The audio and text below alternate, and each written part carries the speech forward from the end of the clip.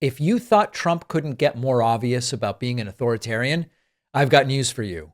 He's not sure about the First Amendment in the aftermath of the killing of Charlie Kirk. Trump was ranting about protesters. He was blaming them for everything between, violence and hating America.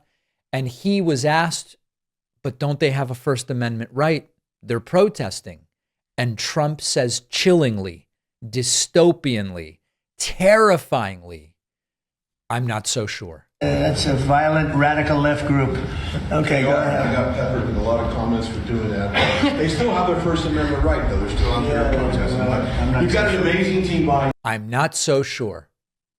I'm not so sure about the First Amendment, the cornerstone of the Constitution. Even the Second Amendment extremists talk about the First and Second Amendment.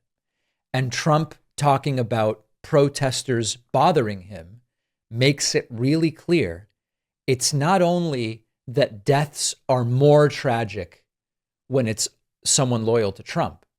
Trump is also making it clear that speech is more important when it is speech loyal to Trump. But when they don't agree with Trump, it's a problem. And a woman, in many cases, women, you can see they're professional agitators. I had one the other night. I had 4 the other night, all in one group, total phonies.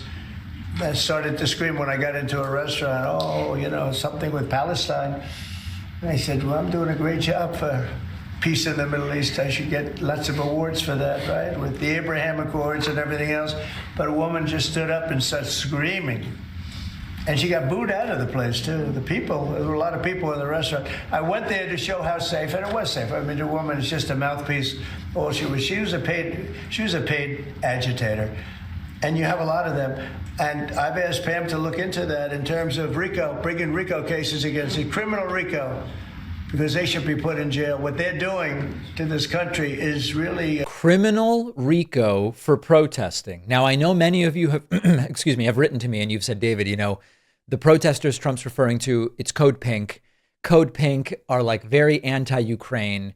They defend China. They defend Russia. They defend totalitarian regimes. That absolutely may be true. But criminal RICO for protesting, for voicing your opinion, and you can go back and look at Democrats and Republicans. You look at Reagan, you look at Bush, you look at the other Bush, you look at Obama, Biden, Nixon. They all would have instinctively said, of course, everyone has First Amendment rights. Of course, that's the bare minimum. It's democracy 101. But Trump can't even fake it.